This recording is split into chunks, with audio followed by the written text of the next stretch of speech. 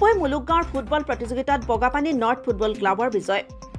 ডিগবৈ ঢেকিয়াজান মুলুকগাঁও উদয়ৰুণ সংঘৰ উদ্যোগত আৰু ৰাইজৰ সহযোগত মুলুকগাঁও খেলপথাৰত ২৭তম প্ৰাইজমানি ফুটবল প্ৰতিযোগিতাখনি ২১ ছেপ্টেম্বৰৰ পৰা ৬ অক্টোবৰ ২০২৪ তাৰিখলৈকে তিনিচুকীয়া আৰু ডিব্ৰুগড় জিলাৰ মুঠ ২১টা দলৰ মাজত ফুটবল খেল অনুষ্ঠিত হয়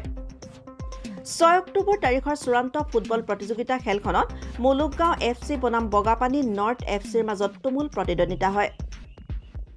খেলখনত ট্ৰাইব্ৰেকাৰ পদ্ধতিৰে ডিগবৈ বগাপানী নৰ্থ এফচি দলটি ৫-৪ ব্যৱধানত জয়ী হয় চূড়ান্ত খেলখনৰ শুভাৰম্ভ কৰে ডিগবৈৰ বিধায়ক সুৰেন ফুকনে খেলখনত উপস্থিত থাকে বিশিষ্ট সমাজসেৱক অমৃত দত্ত প্ৰশান্ত সোণোৱাল দেৱজিৎ সোণোৱাল মোহন সোণোৱাল নিৰঞ্জন সোণোৱাল প্ৰাক্তন গোলাই পঞ্চায়তৰ উপসভাপতি পাপু সোণোৱাল আৰু মুলুকগাঁৱৰ জ্যেষ্ঠ গণ্যমান্য ব্যক্তিসকল ডিগবৈৰ পৰা নিতুমণি শইকীয়াৰ প্ৰতিবেদন শ্ৰদ্ধাৰ ক্ৰীড়াপ্ৰেমী ৰাইজ লগত ঢেকিয়াজান মুলুকগাঁও উদয়ন সংঘৰ উদ্যোগত আৰু ৰাইজৰ সহযোগত অনুষ্ঠিত কৰা ঢেকিয়াজান মুলুকগাঁও উদয়ন সংঘৰ যি ২৭তম বাৰ্ষিকী ফুটবল প্ৰতিযোগিতাখনি আমি আজি অন্তিম চূড়ান্ত খেলখনিত উপনীত হ'বলৈ সক্ষম হৈছোঁ আজি শেষ হৈছে এই শেষ হোৱাৰ বাবে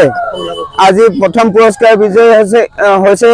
বগাপানী নৰ্থ ক্লাব এ আৰু দ্বিতীয় পুৰস্কাৰ পাইছে মুলুকগাঁও এ আমি আনন্দিত হৈছোঁ যে কি এনেকুৱা ধৰণৰ ইমান সুন্দৰভাৱে সুচলভাৱে সুস্থিৰভাৱে কোনো হাই প্ৰেছাৰ নোহোৱাকৈ যে আমাৰ খেলসমূহ অনুষ্ঠিত কৰিব পৰা হ'ল আজি ২১ তাৰিখৰ পৰা আজি হ'ল ৬ তাৰিখলৈকে আমি ইমান সুন্দৰভাৱে আমি খেলসমূহ উপস্থাপন কৰিব পাৰিলোঁ আৰু খেলসমূহ আমাৰ ৰাইজে সুন্দৰভাৱে উপভোগ কৰিলে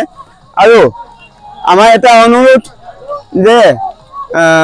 যিসকল ৰাইজে আমাক নগদ ধন ট্ৰফি পুৰস্কাৰ যিয়ে নহওক আমাক বা খাদ্য সামগ্ৰীয়ে নহওক আমাক আগবঢ়াই আহিছে দান বৰঙণি দিছে তেখেতসকলক আমি ধন্যবাদ জ্ঞাপন কৰিছোঁ আৰু আমি নিউজ চেনেলকো ধন্যবাদ জ্ঞাপন কৰিছোঁ আৰু লগতে আমি অসম চৰকাৰক এইটো